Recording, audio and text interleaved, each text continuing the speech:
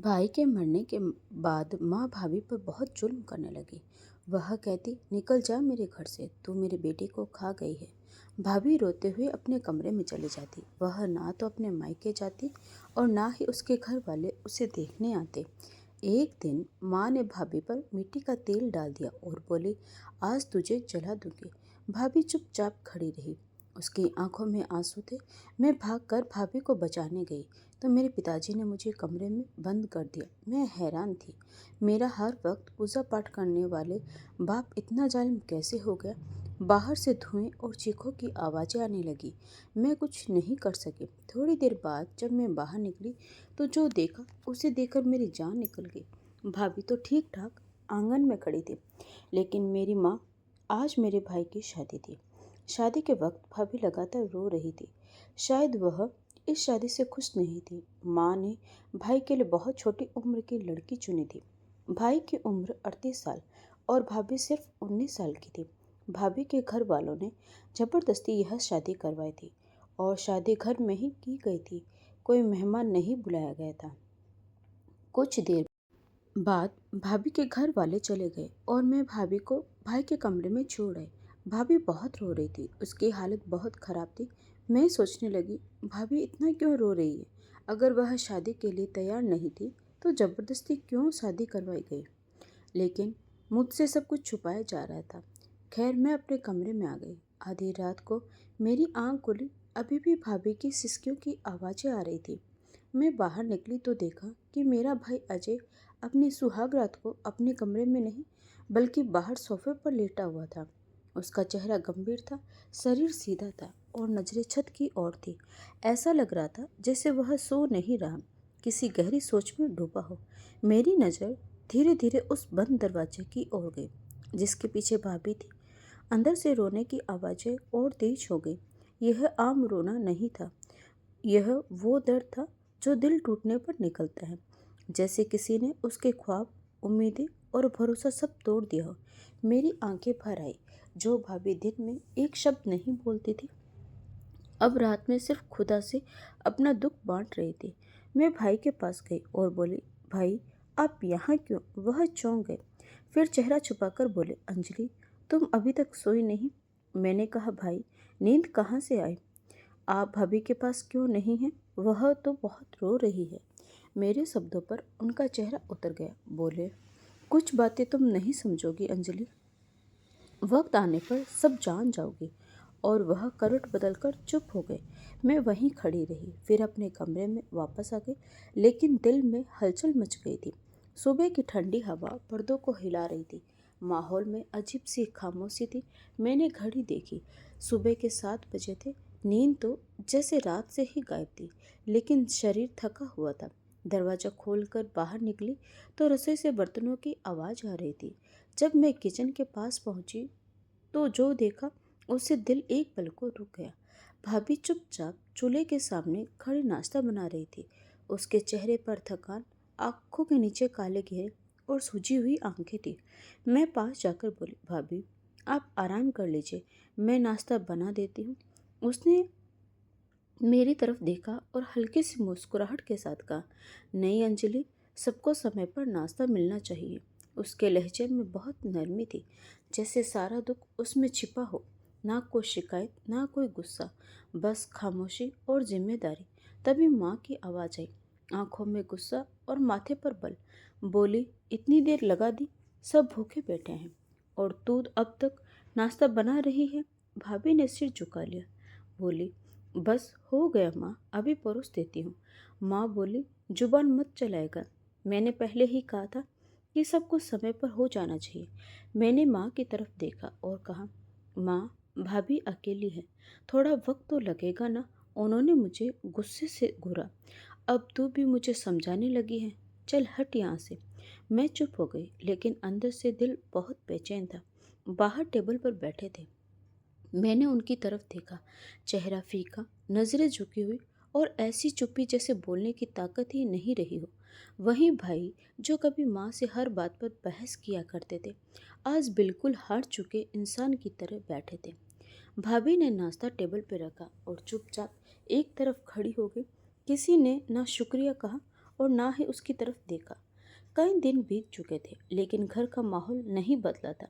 मैंने देखा कि भाभी दिन ब दिन और ज़्यादा चुपचाप और थकी हुई लगने लगी थी। पहले भी वह ज़्यादा नहीं बोलती थी लेकिन अब तो उसके चेहरे के भाव भी जैसे खत्म हो गए थे। मेरा भाई अजय भी बिल्कुल बदल चुका था। वह घर में होते हुए भी किसी कोने में चुपचाप बैठा रहता, ना भाभी से बात करता ना किसी और से। और सबसे अजीब बात, उसने अब तक भाभी के कमरे में एक रात भी नहीं बिताई थी। शादी को 3 हफ्ते हो गए थे लेकिन वह कभी लिविंग रूम के सोफे पर सोता तो कभी पिताजी के कमरे में एक अलग बिस्तर पर। एक शाम मैंने माँ से धीरे से पूछा, माँ, भाई भाभी के साथ कमरे में क्यों नहीं सोते? माँ ने गुस्से से देखा, तुझे हर बात में दखल देने की आदत है। यह उनका आपसी मामला है, तुझे फिक्र करने की जरूरत नहीं। मैं फिर चुप हो गई लेकिन दिल बेचैन था। रात को जब मैं रसोई के पास से गुजरी तो देखा भाई उसी पुराने सोफे पर लेटा था, आधा कंबल ओढ़े, चेहरा उलझन भरा। मैं कुछ कहने ही वाली थी कि मेरी नज़र भाभी के कमरे की तरफ गई। दरवाज़ा आधा खुला था और कमरे में हल्की रोशनी पड़ रही थी।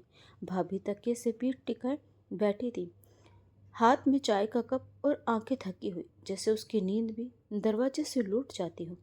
अगले दिन माँ ने उसे रसोई में बुलाया। सुन, आज दोपहर को आंगन की सफाई भी कर लेना और पर्दे भी धो डालना।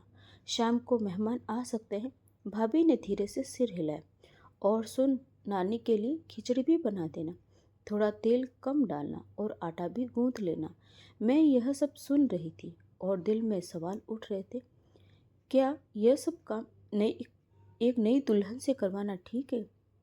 न कोई आराम, न कोई सम्मान, न कोई भावनाएं। उसे कुछ भी तो नहीं दिया जा रहा था। यह सब जैसे रोज की आदत बन चुकी थी, जैसे वह घर की बहू नहीं, कोई नौकरानी हो जिससे सिर्फ काम करवाना हो, प्यार या नरमी नहीं। और मेरा भाई, उसकी चुप्पी अब सिर्फ परेशानी नहीं, एक पहेली बन गई थी, जैसे वह कुछ जानता हो लेकिन बोल नहीं पा रहा। उस रात घर का माहौल बाकी रातों से अलग था, जैसे कुछ भारी सा छा यह हुआ हो। भाभी ने खाना बनाया, सबके सामने रखा और चुपचाप फिर रसोई में चली गई। उसके चेहरे पर थकावट के साथ गहरी उदासी की रेखाएं थी, जो हर दिन और गहरी होती जा रही थी। मैं भी चुपचाप अपने कमरे में चली गई, पर दिमाग उलझा हुआ था। कुछ देर बाद अचानक घर में जोर जोर से आवाजें आने लगी। माँ के कमरे से भाई अजय की तेज आवाजें। आखिर कब तक माँ, कब तक आप मुझे उसके कमरे से दूर रखोगी? मैं शादीशुदा हूँ, मैं अपनी बीवी के साथ रहना चाहता हूँ, उसके साथ जीना चाहता हूँ। माँ की आवाज़ भी तेज हो गई। जुबान संभाल के बात कर, माँ से इस तरह बात करेगा? तुझे नहीं पता तेरे लिए क्या सही है और क्या नहीं। मैं जो कर रही हूँ तेरे भले के लिए ही कर रही हूँ। भला कैसा भला माँ? भाई चिल्लाया। क्या बीवी से दूर रहना भी कोई भला होता है? आपने ज़बरदस्ती मेरी शादी करवाई और अब जब मैं अपनी बीवी के साथ रहना चाहता हूँ तो क्यों रोकती हैं? चुप हो जा, तुझे कुछ नहीं पता। तुझ में इतनी समझ ही नहीं कि तेरे साथ क्या चल रहा है। मैं चौंक कर दरवाजे के पास आ गई। दिल जोर जोर से धड़कने लगा। उनकी बातें किसी ऐसी सच्चाई की तरफ इशारा कर रही थी जिसका मुझे अब तक कोई अंदाजा ही नहीं था। भाई की आवाज़ गुस्से से भरी थी और माँ के लहजे में वही सत्य थी जिससे हम बचपन से डरते आए थे। माँ, आप मेरी ज़िंदगी के फैसले ले रही हैं लेकिन मेरी पत्नी की ज़िंदगी बर्बाद हो रही है। वह दिन रात काम करती है, एक शब्द नहीं बोलती, और आप उस पर ऐसे हुक्म चलाती है जैसे वह कोई नौकरानी हो। तो उसके लिए बोलेगा? माँ चिल्लाई। मैंने उस अनाथ लड़की को इस घर में जगह दी और आज तो मेरे खिलाफ उसका साथ दे रहा है। अगर इसका साथ देना बगावत है तो हाँ, मैं बाकी हूँ। माँ उस पल को चुप हो गई और मैं अंदर तक कांप गई। यह वह पल था जब मेरे भाई की चुप्पी पहली बार टूटी थी। वह आज भी उसी लिविंग रूम के सोफे पर सोता था, लेकिन उसकी आवाज़ ने उस घर की दीवारें हिला दी थी। मैं दरवाजे से हटने ही वाली थी कि पीछे से एक जोरदार झटका लगा। दरवाज़ा खुला और माँ मेरे सामने खड़ी थी। उनकी आंखों में तूफान था। एक पल को वह कुछ नहीं बोलती, बस मेरी आंखों में घूरती रही। तो बातें सुन रही थी। उनका लहजा जहर भरा हुआ था। मैं बस गुजर रही थी माँ, मैंने हकलाते हुए कहा। लेकिन मेरी बात पूरी होने से पहले ही एक जोरदार थप्पड़ मेरे गाल पर पड़ा। मेरी आंखों के आगे अंधेरा छा गया, दिल धक से रह गया और मैं एक कदम पीछे हट गई। सुन, अगर दोबारा मेरे कमरे के पास भी भटकी तो जुबान खींचकर बाहर निकाल दूंगी। तेरी अकल अब तेरे काबू से बाहर जा रही है। अपने कमरे में जा और जो सुना उसे दिमाग से निकाल दे। मेरे होठ कांपने लगे, आंखों में आंसू आ गए, मगर मुंह से कुछ नहीं निकला। दिल में चाहा कि पूछूं, माँ क्या छुपा रही है, क्यों इतनी सख्त हो गई है, मगर मैं चुप रही। मैं अपने कमरे में आ गई, आईने के सामने खड़ी होकर गाल पर हाथ रखा। वह लाल हो चुका था, लेकिन दिल की चोट उससे कहीं ज़्यादा गहरी थी। मेरे मन में सच्चाई जानने की आग जल उठी थी। मैं बिस्तर पर लेटी, नींद नहीं आ रही थी, सिर्फ सवाल थे कि हर सवाल के पीछे माँ का चेहरा था, सख्त, ठंडा और कुछ छुपाता हुआ। कुछ दिन ऐसे ही खामोशी में बीत गए, लेकिन घर का माहौल वैसा ही रहा। माँ और ज़्यादा सख्त हो चुकी थी और भाई अब पूरी तरह खामोश था। भाभी की हालत अब दिन ब दिन बिगड़ती जा रही थी। पहली बार मैंने गौर किया, वह चेहरा जो पहले मासूम सी रोशनी से भरा था अब पीला पड़ गया था। एक दिन जब मैं रसोई में गई, वह वहाँ खड़ी थी। गैस जल रही थी और वह बर्तन धो रही थी। उसकी हल्की खांसी हो रही थी और उसके हाथ बार बार कांप रहे थे। भाभी आप ठीक हैं? मैंने चिंता से पूछा। वह चौंकी और फिर मुस्कुराने की कोशिश की। हाँ, बस थोड़ी थकान है। आप डॉक्टर के पास चलिए, मैं ले चलती हूँ। नहीं अंजलि, सब काम रह जाएंगे और तुम्हारी माँ नाराज हो जाएंगी। मैं ठीक हूँ। उसकी आवाज़ में कमजोरी साफ दिख रही थी, मगर फिर भी वह हमेशा की तरह सब कुछ छुपा रही थी। उसी रात जब सब सो गए, मैं अपने कमरे से बाहर निकली। देखा वह लिविंग रूम में कालीन पर बैठी थी, सिर पकड़े, आंखें बंद किए हुए। मैं भागती हुई उसके पास गई। भाभी क्या हुआ? बस सर में बहुत दर्द हो रहा है, शायद ज़्यादा काम की वजह से। यह ज़्यादा काम नहीं, यह जुल्म की सज़ा है जो आप सह रही है। यह बात मेरे मुंह से अपने आप निकल गई। वह कुछ नहीं बोली, बस आंखें बंद किए रही। मैंने उसका हाथ पकड़ा, वह बर्फ जैसा ठंडा था। कल हम डॉक्टर के पास चलेंगे, अब और बर्दाश्त नहीं। अगर माँ को पता चला तो क्या? अगर खामोशी से बीमार पड़ती गई तो आप मशीन नहीं, आप इंसान हैं। उसकी आंखों से एक आंसू गिरा, लेकिन मुंह से कुछ नहीं बोला। रात हमेशा की तरह शांत थी, लेकिन हवा में एक अजीब बेचैनी थी। दिल किसी अनजाने डर से कांप रहा था। नींद बिल्कुल नहीं आ रही थी। दीवारों पर लटकी परछाई भी जैसे कुछ कह रही थी, मगर सब चुप था। रात के 3 बज चुके थे। तभी दरवाजे की कुंडी धीरे से खुली। मैं चौंक कर उठी, चुपके से दरवाज़ा खोला और देखा अजय भाई धीरे धीरे भाभी के कमरे की तरफ जा रहे थे। उनकी चाल धीमी थी, लेकिन बेचैनी साफ दिख रही थी। पहली बार वह अपनी पत्नी के कमरे में जा रहे थे। दिल में कई सवाल उठे, कई उम्मीद भी। कमरा बंद हुआ और फिर पूरा घर एकदम शांत हो गया। मैं वापस बिस्तर पर आ गई, लेकिन अब दिल शून्य हो चुका था। नींद दूर दूर तक नहीं थी, बस छत को घूरती रही। सूरज की पहली किरण भी नहीं निकली थी कि एक भयानक चीख ने घर को हिला दिया। अजय, अजय! मैं घबराकर दरवाजा खोलकर बाहर भागी। बाकी सब भी दौड़ते हुए आ गए। भाभी के कमरे का दरवाजा खुला हुआ था। अंदर का नज़ारा मेरे दिल में जैसे तूफान बनकर उतर गया। अजय भाई बिस्तर पर बिना जान के पड़े थे, आंखें बंद, चेहरा पीला और होठों से खून बह रहा था। एक खामोश मौत जिसके निशान उसके चेहरे पर साफ दिख रहे थे। भाभी एक कोने में सिमटी बैठी थी, चेहरा डर से सफ़ेद, आंखों में डर और पूरा शरीर कांप रहा था। माँ की चीखें आसमान तक पहुँच गई। मेरे बेटे को खा गई तू, मैंने कहा था उसे अपने पास मत बुलाना। देख लिया, अपनी अपशगुनी से मार डाला। वह फुट फुट कर रोने लगी और अगले ही पल भाभी की तरफ लपकी। मैं तुझे छोड़ूंगी नहीं, तू हत्यारिन है, तूने मेरे बेटे को मार डाला। मैं उनके बीच में आ गई। माँ, खुदा के वास्ते पहले यह तो देखो कि हुआ क्या है। हुआ क्या है मुझे सब पता है। यही लड़की मेरे बेटे की मौत की वजह है। मैं भाभी की तरफ देखने लगी। उसका चेहरा शून्य था, जैसे वह कुछ समझने की कोशिश कर रही हो। उसके होंठ कांप रहे थे और आंखों में आंसू रुके हुए थे। मैं अपने भाई के पास गई, उसकी नब्ज देखी, लेकिन उसका दिल पहले ही बंद हो चुका था। वह हमेशा के लिए जा चुका था। कमरे में गम का माहौल था, लेकिन उस दुख के माहौल में एक सवाल गूंज रहा था। क्या सच में भाभी कातिल है, या वह खुद किसी साजिश की शिकार हो गई थी, जिसका सच अब सबके सामने आने वाला था। अजय भाई की मौत के बाद घर का माहौल जैसे हमेशा के लिए बदल गया था। दीवारें चुप थी, हवा थमी हुई थी, और हर कमरा जैसे शोक में डूबा हुआ था। लेकिन सबसे ज्यादा खतरनाक बदलाव माँ के व्यवहार में आया था।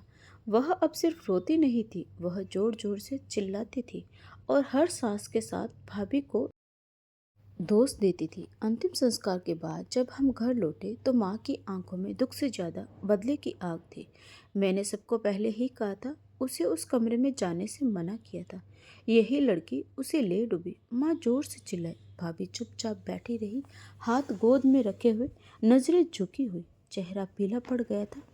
वह एक अपराधी की तरह बैठी थी, लेकिन उसके चेहरे पर कोई चालाकी नहीं थी, सिर्फ थकान और भरोसा टूट जाने की झलक थी। तुझ पर शर्म आती हो? तू मेरे बेटे की दुश्मन थी। मैं जानती थी ऐसा दिन आएगा। तूने मेरे अजय को मार डाला। अब माँ का लहजा इल्जाम से भरा हुआ नहीं, बल्कि नफरत से जल रहा था। अब बस कीजिए, मैंने हिम्मत करके कहा। भाई बीमार थे, आप यह जानती हैं। उनकी मौत की वजह उनकी कमजोरी और बीमारी हो सकती है। भाभी पर इल्जाम मत लगाइए। वह खुद गहरे दुख में है। माँ ने मेरी तरफ देखा और गुस्से से चिल्लाई। तो अब तू भी इसके साथ मिल गई है। तुझे नहीं पता यह कैसी लड़की है। यह हमें धोखा देकर आई थी। अपनी मासूम शक्ल दिखाकर मेरे बेटे को छीन लिया। मैं चुप हो गई। मेरे पास कई बातें थी कहने को, लेकिन माँ के सामने कोई भी तर्क मायने नहीं रखता था। पिताजी जो अक्सर चुप रहते थे, उस दिन माँ का साथ देते हुए बोले, ऐसी लड़कियाँ सिर्फ चालाकी से घर बर्बाद करती है। पहले बेटे को हमसे दूर किया और अब मार दिया। अब हम पर तरस दिखाने का नाटक करेगी। भाभी के चेहरे पर थोड़ी सी घबराहट आई। उसके होठ हिले, लेकिन वह कुछ नहीं बोल पाई, जैसे शब्द उसके गले में ही अटक गए हों। मैं तुझे अब इस घर में एक दिन भी नहीं देखना चाहती। या तो तू खुद चली जा, नहीं तो मैं क्या करूँगी। मैं फिर बोल पड़ी, कब तक आप अपनी नफरत से हमें जलाती रहेंगे। क्या हर दुख का इल्जाम किसी एक इंसान पर लगा देना इंसाफ है। माँ मेरी तरफ झपकी, लेकिन इस बार मैं पीछे नहीं हटी। मुझे अब समझ में आ गया था कि इस घर में सच की आवाज़ उठाना जरूरी हो गया है। लेकिन भाभी, वह आज भी चुप थी, जैसे उसने सब कुछ भगवान पर छोड़ दिया हो। लेकिन एक बात तय थी, हर इल्जाम सिर्फ जुबानी नहीं होता, यह उस इज्जत पर वार था जिसे भाभी ने हर हाल में संभाल कर रखा था। अजय भाई की मौत के बाद भाभी की जिंदगी एक दर्द भरा सफर बन गई थी। सुबह आंखें खुलते ही माँ की कड़वी बातों से दिन की शुरुआत होती। दोपहर में तेज गर्मी, थकान और कमजोरी के बावजूद पूरा घर का काम उसी के हिस्से आता। कपड़े धोना, आंगन साफ करना, मेहमानों की सेवा सब वही करती। और अगर जरा सी भी देर हो जाती तो माँ चिल्लाती, तू मेरे बेटे को खा गई, अब हम पर हुकूमत करना चाहती है।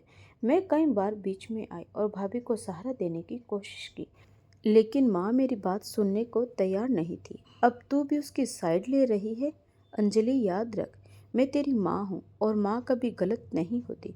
मैं चुप हो जाती, लेकिन मेरा दिल अंदर ही अंदर रोता रहता था। पिताजी जो कभी नरम दिल के माने जाते थे, अब माँ का ही साथ देने लगे थे। जब भी मैं कुछ कहती, वह ठंडे लहजे में जवाब देते, तुम्हारी माँ जो कर रही है सही कर रही है। यह लड़की हमारे बेटे को छीन लिया, यह सुलूक के लायक है। ऐसा लगता था जैसे भाभी का गुनाह सिर्फ विधवा होना नहीं था, बल्कि हमारे बेटे की पत्नी होना ही उसका सबसे बड़ा अपराध था।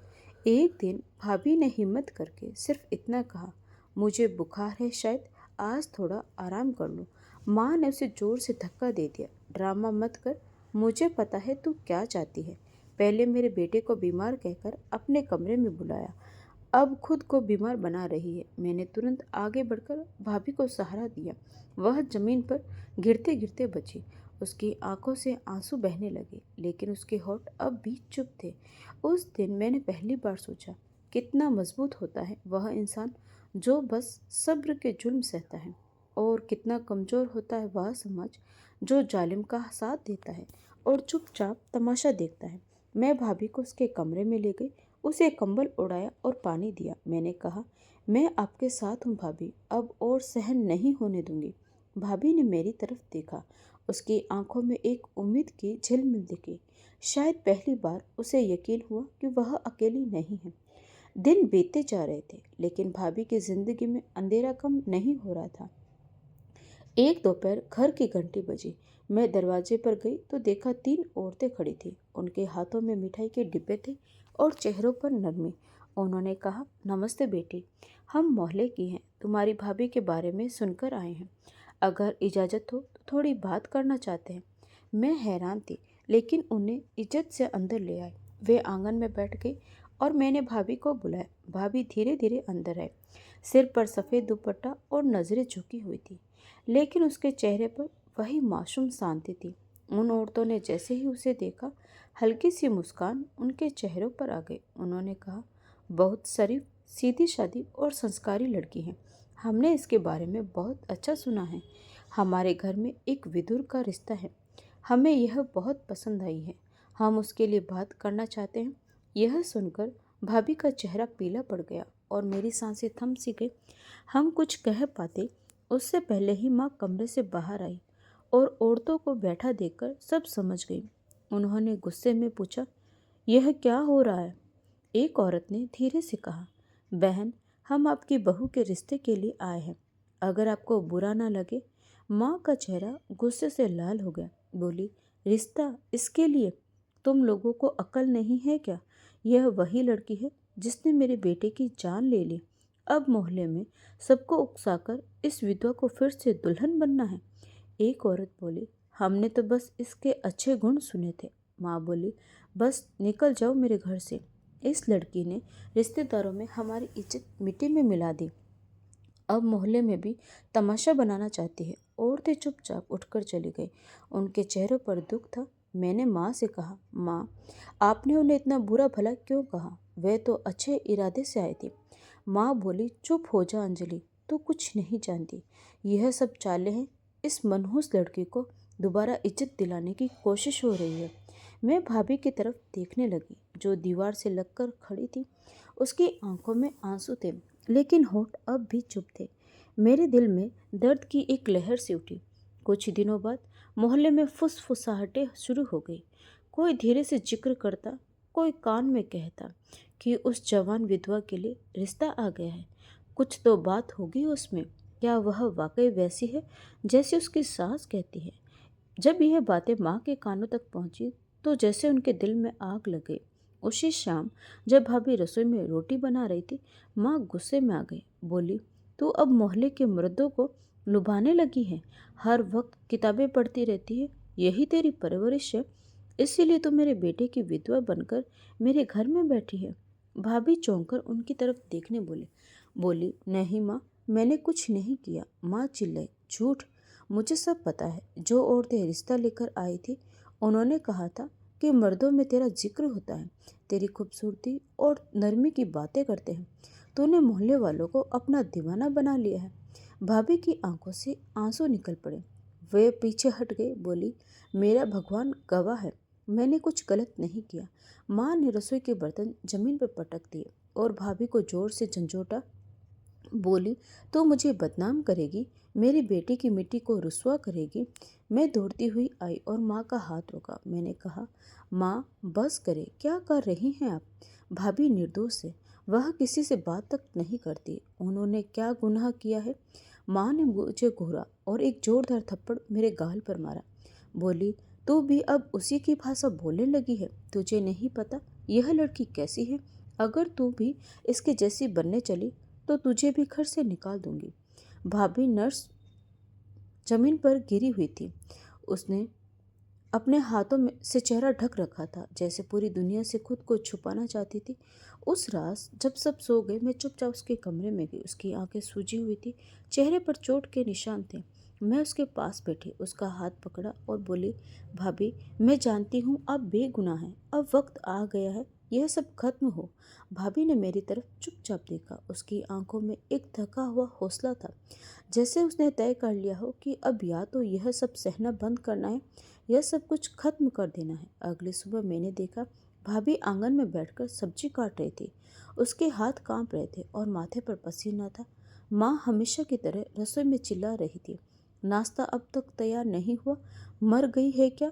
मैं दौड़कर भाभी के पास गई। बोली, भाभी आप आराम कीजिए, मैं नाश्ता बना देती हूँ। वह कुछ बोलने ही वाली थी कि माँ वहाँ पर आ गई। बोली, क्या अब यह काम भी तू करेगी? बड़ी आई वकील बनने। मैंने पहली बार उनकी आंखों में आंखें डालकर कहा, हाँ करूँगी, क्योंकि अब यह जुल्म नहीं सहने दूंगी। भाभी इंसान है, कोई कैदी नहीं। माँ की आंखें फैल गई। क्या कहा तूने? अब तू मुझसे जुबान लड़ाएगी? माँ मैंने बहुत सह लिया, आपकी हर बात मानी, हर जुल्म चुपचाप सहा, लेकिन अब और नहीं। आपको कोई हक नहीं कि आप भाभी पर इतना जुल्म करें। भाई की मौत का दुख सबको है, लेकिन इसका इल्ज़ाम किसी बेगुनाह पर डालना गलत है। बस कर, एक लफ्ज़ और निकाला तो क्या करेगी? माँ मुझे भी मारोगी? मुझे भी जालिम कहेगी? माँ का हाथ उठा और एक जोर थप्पड़ मेरे गाल पर पड़ा। यही है मेरी परवरिश?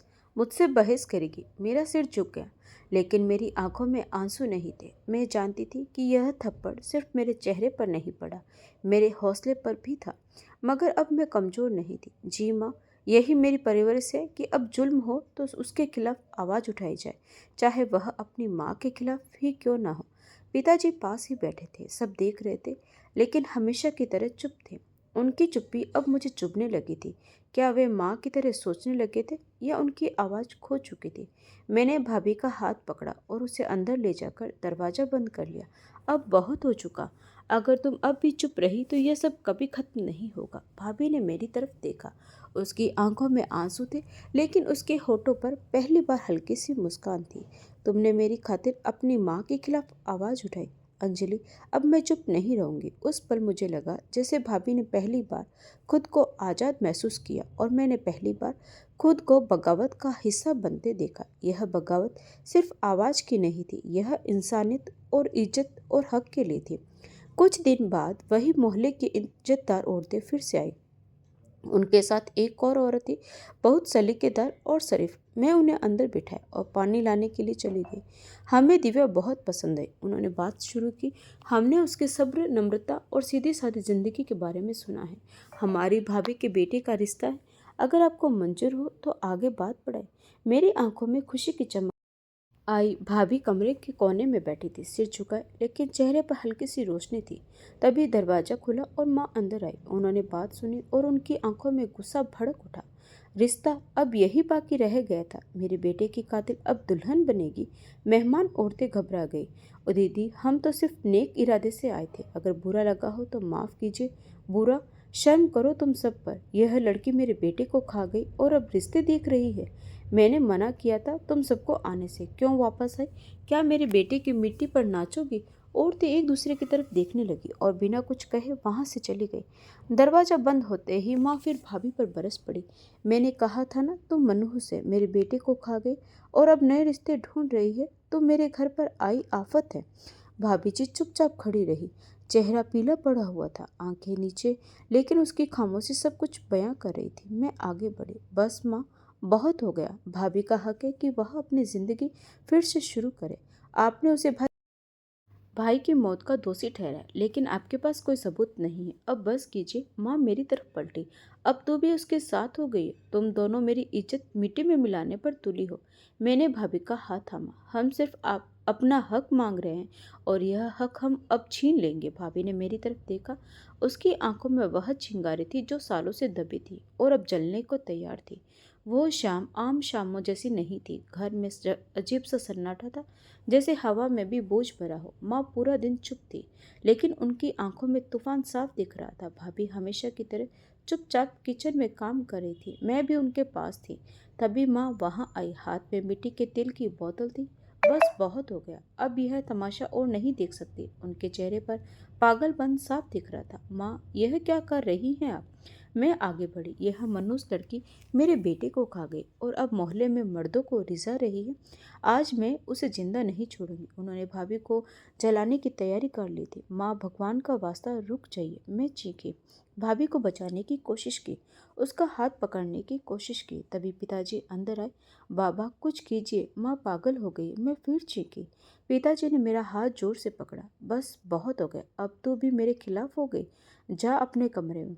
नहीं, अब नहीं, मैं अपनी भाभी को आज मरने नहीं दूंगी, मैं पूरी ताकत से चीखी।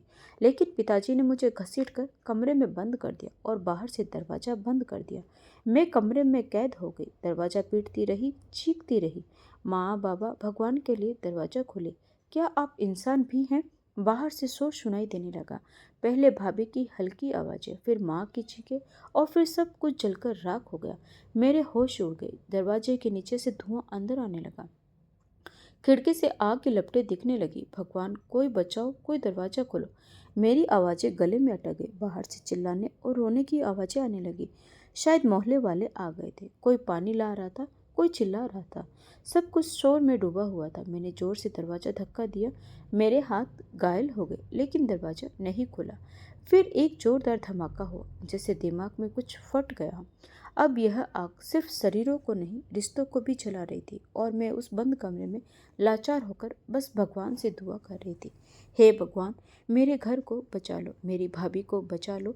मैं दरवाजे के पीछे बंद थी, जोर जोर से रोते हुए कोशिश कर रही थी कि किसी तरह बाहर निकल सकूं। कमरे में धुआं भर गया था, सांस लेना मुश्किल हो गया था।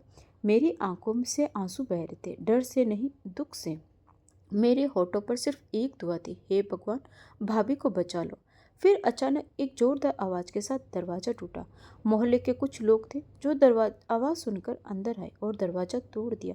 मैं कांपती हुई बाहर निकली और मेरी आंखों के सामने जो मंजर था उसने मेरी रूह तक हिला दिया। आंगन के बीचों बीच आग बुझ चुकी थी, लेकिन जमीन पर दो बेसुध शरीर पड़े थे, माँ और पिताजी। मेरे कदम लड़खड़ा गए, आंखें फैल गई, दिल में एक अजीब सुकून और डर उतर गया। एक हल्की सी आवाज़ मेरे कान में पड़ी। मैं फौरन पीछे मुड़ी और देखा भाभी लिविंग रूम के कोने में बैठी थी। उसका दुपट्टा कंधे पर था, कपड़े जले हुए थे, लेकिन उसका शरीर सही सलामत था। मैं दौड़ी और उसके पास गई। भाभी, आप ठीक है? वह हल्के से मुस्कुराई और आंखों में आंसू बहने लगे। मैं जिंदा हूँ अंजलि। वो आग जो मेरे लिए लगाई गई थी, उसी में वे खुद फंस गए। पर आप कैसे बच गई? आप कहाँ थे? भाभी ने अपनी नम आंखों से ऊपर की तरफ देखा और बोली, मैं पूजा पाठ करने के लिए उठी थी। जैसे ही माँ ने मुझ पर तेल फेंका, मैं तुरंत पीछे हट गई और कालीन के पीछे छिप गई। फिर कुछ ही पल में चीखें गूंजने लगी। वे दोनों खुद उस आग में फंस गई। यह तो करिश्मा है भाभी। नहीं, यह करिश्मा नहीं, यह भगवान का वादा है। जो उसके आगे झुकता है वह उसे दूसरों की आग से भी बचा लेता है। मैं हर रात भगवान से यही दुआ करती थी कि हे भगवान, मुझे उनके जुल्म से बचा ले और मुझे मेरा हक दिला दे। भगवान ने मेरा सब्र देख लिया और मेरी पुकार सुन ली। मेरी आंखों से भी आंसू बहने लगे। मैंने उसका हाथ थामा और कहा, आप बहुत बहादुर है भाभी, और भगवान ने आपको बचाकर सच में जिंदा कर दिया है। भाभी ने अपनी नज़रें झुका ली और धीरे से बोली, जुल्म का अंजाम यही होता है अंजलि। जलता वही है जो दूसरों को जलाने निकलता है, और बचता वही है जो रात की तन्हाई में भगवान के सामने रो लेता है। उस दिन मैंने जाना, भगवान की भक्ति में बहाए गए आंसू दुनिया की सबसे बड़ी आग को भी बुझा सकते हैं। रात बहुत गहरी हो चुकी थी, लेकिन नींद जैसे आंखों से दूर भाग गई थी। माँ और पिताजी के अंतिम संस्कार के बाद घर का माहौल पूरी तरह बदल चुका था। एक अजीब सा सुकून था, लेकिन साथ में बहुत से सवाल भी थे जो हर दीवार से टकराते रहे थे। मैं भाभी के कमरे में गई। वह भगवान के सामने बैठकर माला जप रही थी। उसका चेहरा थकान से भरा था, लेकिन अब उसमें एक अलग ही शांति थी। मैं धीरे से उसके पास बैठ गई। भाभी, एक बात पूछूं? उसने मेरी तरफ देखा और मुस्कुराकर सिर हिला दिया। भाभी, भाई शादी के बाद कभी आपके पास क्यों नहीं आए? वह आपसे दूर क्यों रहते थे? मेरी बात सुनते ही भाभी की मुस्कान धीरे धीरे गायब होने लगी। उसकी आंखों में पुराना दर्द लौट आया और चेहरा फिर से उसी खामोशी से भर गया, जैसे मैंने उसकी शादी की पहली रात देखा था। कुछ देर वह चुप रही, फिर गहरी सांस लेकर बोली, अंजलि, तुम्हारे भाई बीमार थे, एक ऐसी बीमारी से पीड़ित थे जिसका अंजाम पहले से ही तय था। वह शादी के लायक नहीं थे। मेरे होठों से आवाज़ नहीं निकली। आपको यह कब पता चला? शादी के कुछ ही दिन बाद, जब वह हर रात कमरे से बाहर सोते थे। मैंने सासू माँ से बात की। वह घबरा गई, डांटा, बोली कि तुम्हें क्या जरूरत है सवाल पूछने की। फिर एक रात मैंने उनके कमरे में जाकर खुद ही उनकी दराज में कागज देखे। वे मेडिकल रिपोर्ट्स थे। अजय को कैंसर था, आखिरी स्टेज। उसे बचाने की कोई उम्मीद नहीं थी। मेरी आंखों से आंसू आ गए। माँ को सब कुछ पहले से पता था। हाँ, और फिर उन्होंने मेरी शादी अजय से करवाई, क्योंकि मैं अकेली बेसहारा लड़की थी जो उनके लिए मुफ्त में नौकर बनकर रह सकती थी। उन्हें पता था कि अजय ज़्यादा दिन नहीं जिएगा और उन्हें मेरी जैसी इंसान की जरूरत थी जो बिना सवाल किए उनका हर हुक्म मान ले। यह सब धोखा था, मेरे साथ भी और तुम्हारे भाई के साथ भी। भाभी ने ऊपर आसमान की तरफ देखा और कहा, सासू माँ हमेशा कहती थी कि वह सब कुछ मेरे भले के लिए कर रही, लेकिन सच्चाई यह थी कि वह सब कुछ अपने फायदे के लिए कर रही थी। अजय बीमार था, कमजोर था, और उन्हें डर था कि अगर वह मुझसे करीब हुआ तो उसकी मौत जल्दी हो जाएगी। लेकिन फिर वह उस रात क्यों आया? मैंने पूछा। भाभी बोली, क्योंकि उस रात अजय ने पहली बार माँ की बनाई हुई बंदिशें तोड़ने की हिम्मत की थी। उसे एहसास हो गया था कि अब उसके पास वक्त बहुत कम है। वह बस मेरे साथ कुछ पल बिताना चाहता था, लेकिन उसका शरीर साथ नहीं दे सका। वह मेरे सामने ही मर गया और इसका इल्जाम भी मुझ पर डाल दिया गया। मैं चुप हो गई, आंखों में आंसू थे, दिल भारी हो गया। भाभी ने मेरा हाथ पकड़ लिया। मैंने कभी किसी से कोई शिकायत नहीं की अंजलि, क्योंकि मुझे यकीन था कि भगवान सब देख रहा है और वही सही समय पर इंसाफ करेगा। और आज वही समय आ गया था। घर का माहौल अब पहले जैसा नहीं रहा। पहले भी खामोशी थी, लेकिन अब इस खामोशी में सच्चाई की आवाज़ शामिल हो गई थी। वो सच्चाई जो सालों तक छुपी रही, जो जुल्म के नीचे दबाई गई, अब सामने आ चुकी थी। उस रात भाभी मेरे पास बैठी थी और गहरी सांसें ले रही थी। मैंने उसके चेहरे पर वह सुकून देखा जो सिर्फ सच बोलने के बाद आता है। मैंने उसका हाथ थामा और कहा, आप सिर्फ मेरे भाई की पत्नी नहीं थी भाभी, आप एक बलिदान थी, एक सहनशील इंसान जिस पर जुल्म करके मेरी माँ ने खुद अपने भाग्य को बर्बाद कर लिया। भाभी ने ऊपर आसमान की तरफ देखा और बोली, माँ को लगा था कि वे एक बेसहारा लड़की को कैद करेगी, लेकिन भगवान ने उस कैद को अपने करीब आने का जरिया बना दिया। और उस पल मुझे यकीन हो गया कि जुल्म की सबसे बड़ी चाल भी भगवान के इंसाफ से नहीं बच सकती। कई दिन बीत चुके थे। माँ, पिताजी की मौत, आग की घटना और भाभी की सच्चाई सामने आने के बाद घर में एक अजीब सी शांति छा गई थी। लेकिन इस शांति में अब डर या घुटन नहीं थी, इसमें सच्चाई की रोशनी और एक नई हिम्मत छुपी हुई थी। एक शाम मैं घर की सफाई करते हुए माँ की पुरानी अलमारी की दराज को ठीक कर रही थी। वही दराज जिसमें मैंने पहले चोरी छिपे वो कागज़ देखे थे। मेरे दिल में ख्याल आया कि शायद वही रिपोर्ट्स अब भी वहीं रखी हो जो भाभी की बातों को सच साबित कर सके।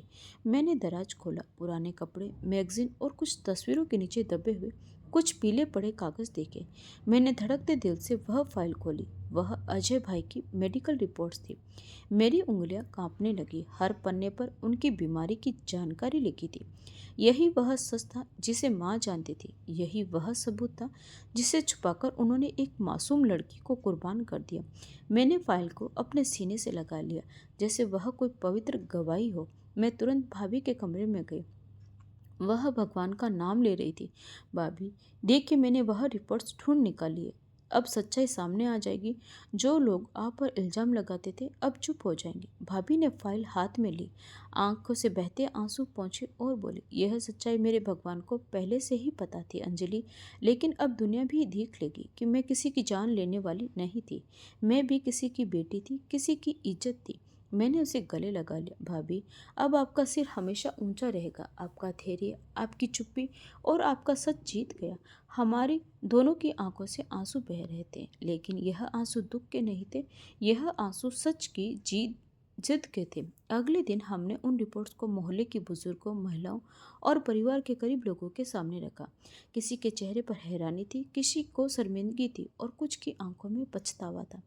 एक महिला ने धीरे से कहा, हमने अंजलि पर शक किया, उस पर गलत आरोप लगाए, लेकिन वह तो खुद पर एक पीढ़ी थी, हमें माफ़ी मांगनी चाहिए।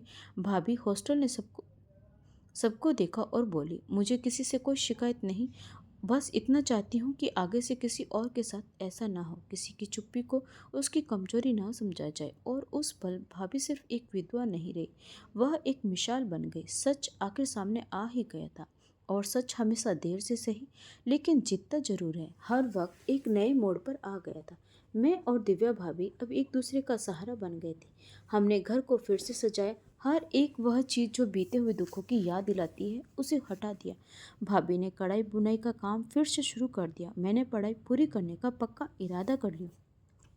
हम दोनों ने अपने मन में ठान लिया था कि जो दुख हमने झेले वो किसी और को न झेलना पड़े।